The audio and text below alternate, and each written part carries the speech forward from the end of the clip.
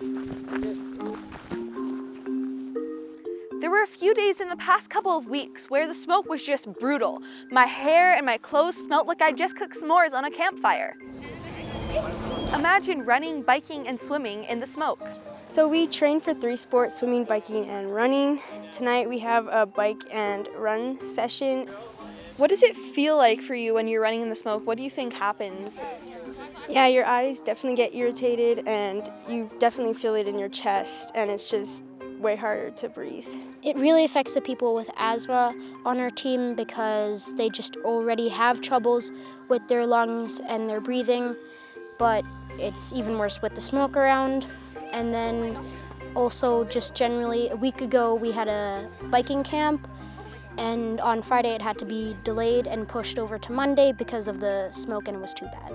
Do you think that there are any solutions that you could use, for example, wearing a mask or moving all your training indoors?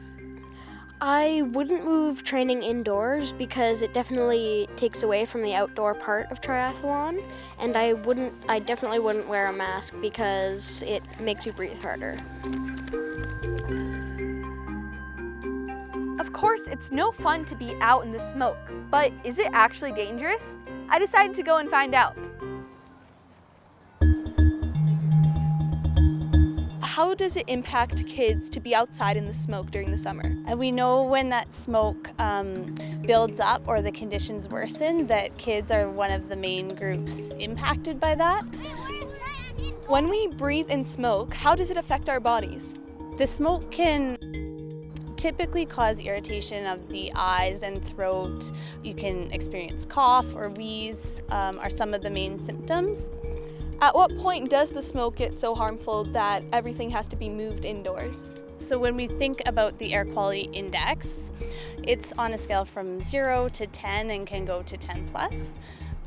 When the level reaches around a 7, that's when we think about recommending even healthy individuals to be doing activities indoors and staying indoors.